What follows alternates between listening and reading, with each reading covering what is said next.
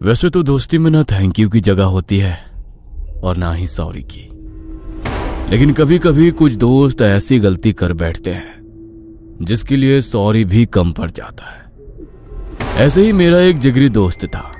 दोस्त क्या, जान था वो मेरी। कॉलेज का सबसे बड़ा स्टड, सबसे बड़ा प्ले बॉय था। मेरी जान उसमें बसती थी और उसकी हर खूबसूरत लड़की में। यार रॉकी, अब बस भी कर। तुझे पूरे 3 घंटे हो गए हैं यहाँ इस कॉलेज के बाहर खड़े खड़े। तू हर दिन किसी नए कॉलेज के बाहर जाकर खड़ा होता है। अरे क्या चाहिए मेरे भाई तुझे? अभी घर चल तू। क्या यार विनोद, ऐसी बोरिंग पर्सनालिटी के कारण ही तू अभी तक अपना खाता नहीं खोल पाया है और मैं अभी घर नहीं जा सकता हूँ। मेरा शिकार अभी मिला नहीं है। यहाँ से कितनी सारी लड़कियां तो गुजर चुकी हैं। आखिर तुझे किसकी तलाश है भाई? कौन है वो खास लड़की? लड़की नहीं, मैं तो इस कॉलेज की एक टीचर को देखने आया हूँ। याद है जो पिछले हफ्ते हमारे कॉलेज में गेस्ट लेक्चर आई थी? तब से उसका दीवाना हो गया हूँ और इस इलाके के हर कॉलेज में उसे ढूंढ रहा हूँ, लेकिन अभी तक मिली नहीं है। हे भगवान, तू अब टीचर को भी नहीं छोड़ेगा क्या? Look at her age, I think वो 35 से कम नहीं थी। पुरानी शराब में जो नशा होता है वो ठंडी बियर से हो ही नहीं सकता, और ये बात वही समझ सकता है जिसे नशे की लत हो, और मुझे तो लत लग चुकी है मेरे भाई। ओए वो देख, आ गई। चल मैं जाता हूँ, बड़ी मुश्किल से हाथ लगी है। गेट से एक बेहद खूबसूरत कमसीन सी औरत बाहर आई। उसने लाल साड़ी पहनी हुई थी जो उसकी पतली कमर पर लिपट कर इतनी आकर्षक लग रही थी कि एक पल को मैं भी उसकी पसंद पर रस्क करने लगा। उस टीचर को देख रॉकी उसके पीछे वैसे ही दौड़ पड़ा जैसे शहद देखकर मक्खी जाती है। ये था रॉकी। उसकी कमजोरी थी खूबसूरत लड़कियां, या यूं कहूं औरतें। कहते हैं हर शौक की एक कीमत होती है, लेकिन क्या रॉकी को भी अपने इस शौक की कीमत अदा करनी पड़ेगी? अरे रॉकी, हॉर्न बजाना बंद कर यार, आ रहा हूं। रॉकी राठौर किसी का वेट नहीं करता मुन्ना, जरा जल्दी आ। ले आ गया, बड़ा आया रॉकी राठौर। अब चल यहां से, वरना मम्मी चप्पल मार के भगाएगी दोनों को। हाँ हाँ ठीक है।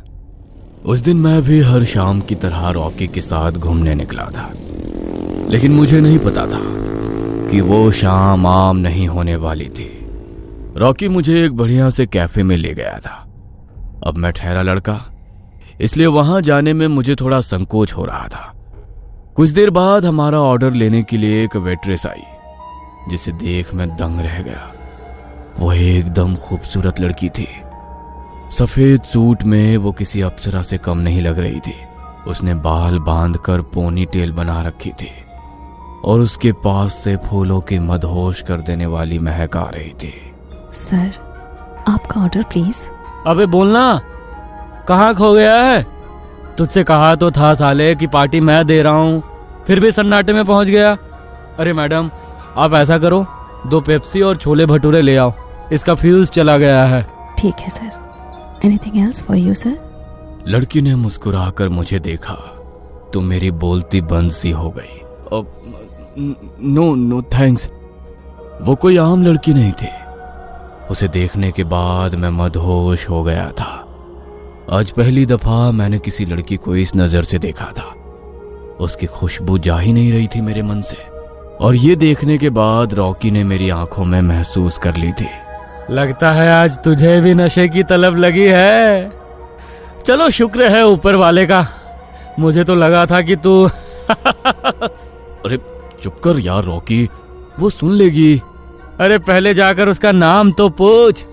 रॉकी ने मुझे नेहा की तरफ धक्का दिया और हड़बड़ाहट में पेप्सी मेरे शर्ट पर गिर गई। नेहा घबरा गई। सॉरी, गलती से हो गया, मैं अभी साफ कर देती हूँ। बस प्यार हो गया मुझे नेहा से। मुझे अब दिन या रात उसके ख्याल में गुम रहना अच्छा लगता था। नेहा भी मुझे पसंद करने लगी थी। धीरे धीरे हम एक दूसरे के प्यार में डूबते गए। अब मैं रॉकी के साथ कम रहने लगा था। उसके साथ रहता तो बिना वजह लड़कियां देखनी पड़ती, और मेरी नेहा के होते हुए मुझे किसी और लड़की को देखना गवारा नहीं था। 1 साल ऐसे ही बीत गया। अरे ओ आशिक दीवाने, तू अभी तक नेहा का हाथ पकड़ कर ही घूम रहा है या बात कमर तक पहुंची है? बस कर यार रॉकी, नेहा को लेकर ऐसी बातें मत किया कर, मुझे पसंद नहीं है। और तेरी तरह हर रोज मुझे नई बोतल से नशा करने की आदत भी नहीं है। मुझे कोई जल्दी नहीं है। जल्दी कुछ कर, वरना कोई मेरा जैसा हैंडसम उसे ले जाएगा और तू मुंह ताकता रह जाएगा। तू और तेरी बकवास। अरे सब लड़कियां एक जैसी नहीं होती हैं, और मेरी नेहा वो तो हरगिज ऐसी नहीं है। उसे मुझसे प्यार है। तेरे जैसे लाख लड़के भी उसके आगे जाकर अपनी नाक रगड़े बिना तब भी वो भाव नहीं देगी, समझा? हट। मुझे रॉकी की बकवास बातें सुनकर गुस्सा आ गया था। उसकी घटिया बातें मुझे और नहीं सुननी पड़े, इसलिए मैं उठकर गुस्से में अपने घर चला गया। लेकिन मुझे यह एहसास नहीं था कि गुस्से में मैंने रॉकी के मेल ईगो को ठेस पहुंचा दी थी। कई दिन बीत गए थे, रॉकी का कोई अता पता नहीं था। मेरा गुस्सा भी अब ठंडा हो गया था। मैंने रॉकी को फोन लगाया। ये मेरा फोन क्यों नहीं उठा रहा है? ज्यादा बोल दिया क्या मैंने? शिट यार, जाकर मनाना पड़ेगा। अब एक ही तो दोस्त है मेरा। मैं रॉकी के फ्लैट पर गया। वहां वो अकेला रहता था।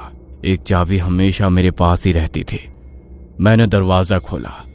हाथ में 2 बियर और तंदूरी चिकन का पैकेट था। सोचा था मना लूंगा, लेकिन जैसे ही मैंने उसके कमरे की तरफ कदम बढ़ाया, मुझे कुछ सुनाई दिया। ओ रॉकी, ना जाने अभी तक तुम कहाँ थे। I really love spending time with you. मुझे यकीन था कि वो बोरिंग विनोद तुझे खुश नहीं कर पा रहा होगा नेहा।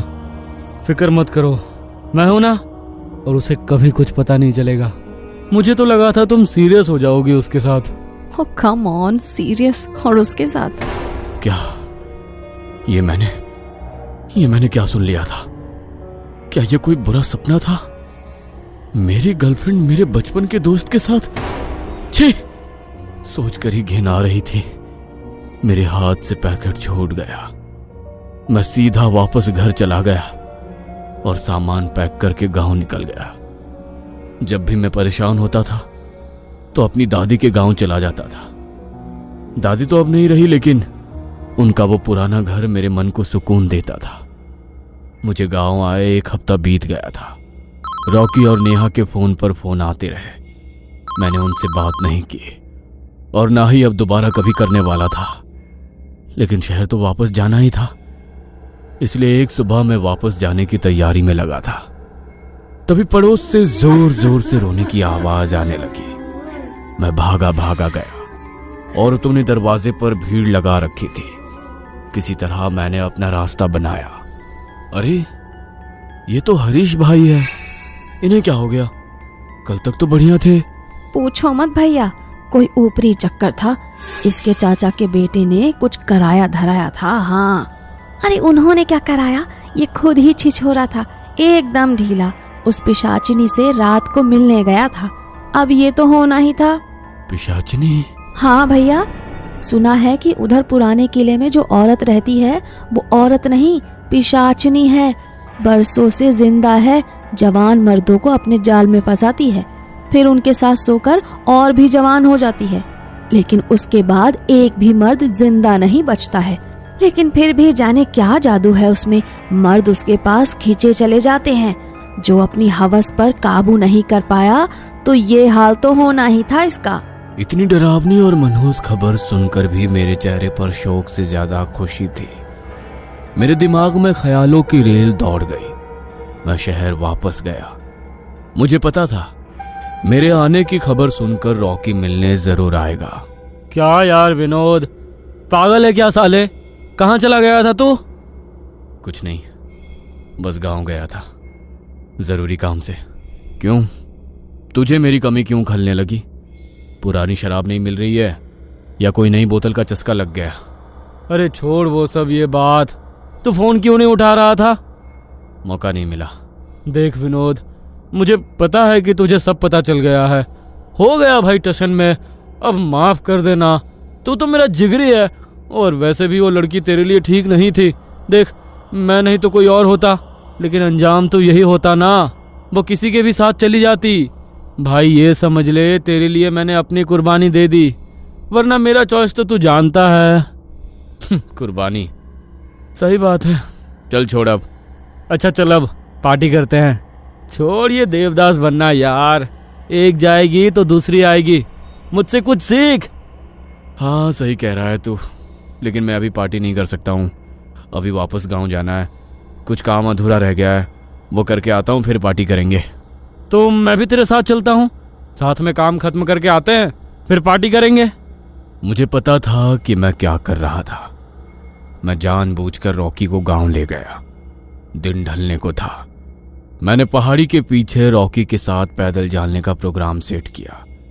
कई घंटे चलने के बाद सामने जो दिखा वह अविश्वसनीय था। जैसा मैंने सुना था वो जगह वैसी बिल्कुल नहीं थी। कोई पुराना अंग्रेजों के जमाने का मेंशन था। बिल्डिंग थोड़ी बेरंग थी, लेकिन बाहर गार्डन बेहद खूबसूरत फूलों से लदा था। भाई यहाँ क्यों लाया है, वो भी इस वक्त? तेरा कौन रहता है यहाँ? भाई भूत बंगला तो नहीं है ना? मुझे चुड़ैल नहीं चलती है। तुझे पार्टी करनी थी ना रॉकी, इसलिए आया हूँ। ट्रैकिंग करने के बाद यहाँ पार्टी का मजा कुछ और है। ये सुनसान वीरान जगह है, यहाँ कोई हमें डिस्टर्ब नहीं करेगा। चल पैक बना। अरे वाह मेरे भाई, तू तो दिल टूटने के बाद एकदम गबरू हो गया है। मुझे पता होता तो मैं पहले ही तेरी बंदी के साथ चल देर आए दुरुस्त आए। रॉकी की बात सुनकर मेरा खून खौल गया। हमने पैग लेने शुरू किए। तभी अचानक से किसी औरत की पायल की आवाज सुनाई दी और इत्र की एक नशीली सी खुशबू हवाओं में फैल गई। मैं गंभीर हो गया। ये क्या? तूने तो कहा था ये जगह सुनसान है। भाई क्या बात है, क्या क्या जुगाड़ कर रखा है तूने। शहर की अंग्रेजी बहुत चख ली, आज गांव की देसी। तूने आज तक अपनी तरफ से कितनी पार्टियां दी है मुझे? पहली बार मैं तुझे पार्टी दे रहा था तो भाई की पसंद का ख्याल रखना तो बनता है ना। वैसे ये हवेली एक औरत की है जो यहाँ अकेली रहती है। सुना है अक्सर अकेले मर्दों को यहाँ रात को पनाह मिलती है। मैंने सोचा अगर तू भी ट्राई करना चाहे। वैसे भी तेरे जैसा शिकारी कभी शिकार से चूक नहीं सकता। अरे सही है यार, लगता है आज पार्टी में मजा आएगा। लकी होने वाला हूं मैं। रॉकी ने एक के बाद एक कहीं पैक चढ़ाए और नशे में झूमता हुआ एक बोतल हाथ में उठाए बंगले के अंदर चला गया। मैंने रॉकी का पीछा किया और एक खिड़की की ओट से छिपकर खड़ा हो गया। अंदर हॉल में सीढ़ियां उतरते हुए एक करीब 30 साल की औरत नजर आई। वो काले रंग की झीनी साड़ी में लिपटी हुई थी, जिसमें से उसका सफेद बदन झलक रहा था। उसका रूप इतना सुहाना था कि कोई भी मर्द पल भर में फिदा हो जाए। उसके लंबे खुले बाल हवा में लहरा रहे थे। उसके सुर्ख लाल होठ और बड़ी बड़ी काजल लगी आंखें मदहोश करने के लिए काफी थी। उसकी पायल की छन छन पूरे किले में गूंज रही थी। ओहो, इतनी रात को यहाँ अकेली? डर नहीं लगता क्या? दरवाजा भी खुला रखा हुआ है। डर मुझे नहीं लगता, हाँ लेकिन लोग मुझसे डरते हैं। सोच लो, दरवाजा अभी खुला है, लेकिन एक बार मुझे तुम अच्छे लगे तो बंद भी हो सकता है। अभी जाना है तो जा सकते हो, उसके बाद मैं नहीं जानती कि क्या होगा तुम्हारे साथ। आखिरी शब्द कहते हुए वो औरत रॉकी के बेहद नजदीक आ गई थी। रॉकी तो मानो उसे देखकर बेकाबू हो गया था। उसकी आवाज सुनकर मेरी रीढ़ में ठंडक उतर गई, लेकिन रॉकी पर शराब का असर इतना था कि उसे कुछ समझ ही नहीं आ रहा था। इतनी खूबसूरत औरत से कोई डरता है क्या? आओ ना, हमारे साथ बैठो, कुछ जाम हो जाए। बाहर अंधेरा बहुत है। आपकी इनायत होगी तो रात को यहीं बसेरा कर लूंगा। क्यों नहीं, लेकिन ये वाली शराब नहीं, मैं लाती हूँ ना। आज मेरे साथ मेरी पसंद का नशा। वो औरत अंदर गई और एक बोतल लेकर धीरे धीरे आगे रॉकी की तरफ बढ़ी और मेरी सांसें अटक गई। ये वही थी, काम पिशाचनी, जिसके बारे में गांव की औरतों ने बताया था।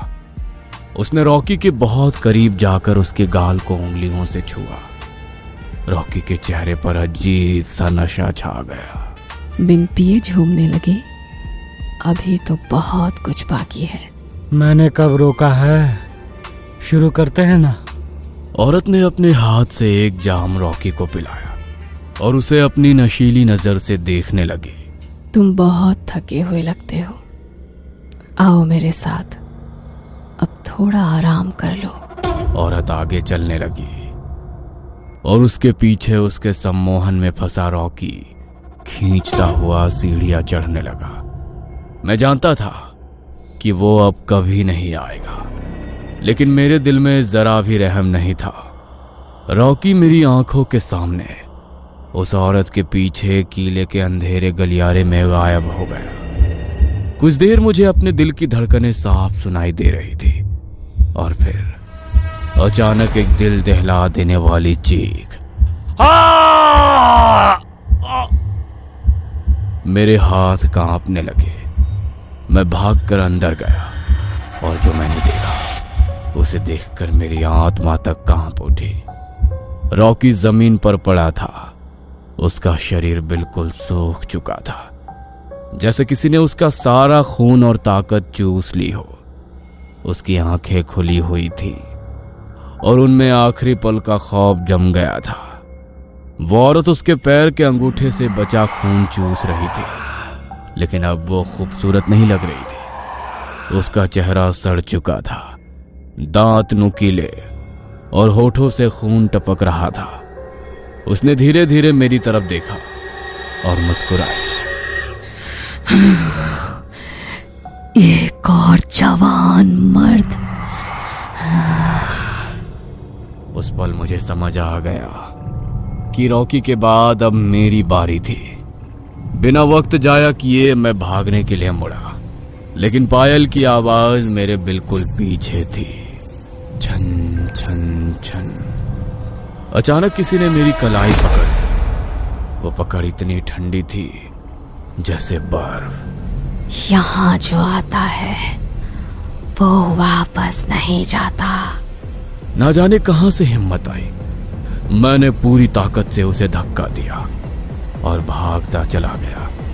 पीछे मुड़कर देखने की हिम्मत नहीं हुई, लेकिन इससे पहले कि मैं उस हवेली का आखिरी दरवाजा पार करता, मुझे अपने सामने वही खौफनाक चेहरा नजर आया। अगले पल उसने अपना रूप बदला और वो पहले से अधिक सुंदर और कामुक नजर आने लगी। शराब मैंने भी पी रखी थी, लेकिन फिर भी उसके मादक रूप पर मेरी नीयत नहीं फिसली। उसने मेरे आगे चुटकी बजाई और जैसे मेरा नशा 100 गुना बढ़ गया। मुझे अगले पल एहसास हुआ मानो दुनिया में सिर्फ वो और मैं ही है।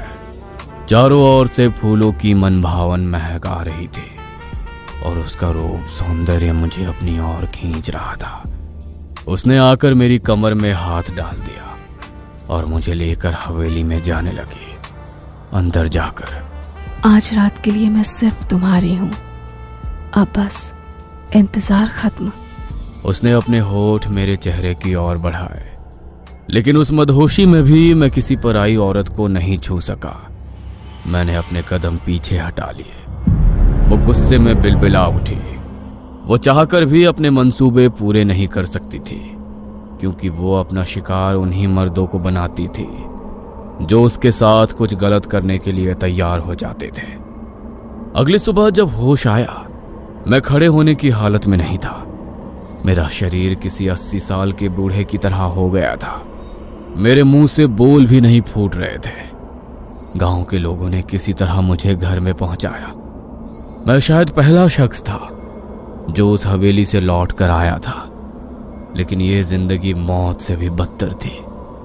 गांव के लोगों के लिए वो रात एक पहेली बनकर रह गई, लेकिन मैं जानता था उस रात बदले की आग में 2 जिंदगियां जलकर खाक हो गई थी।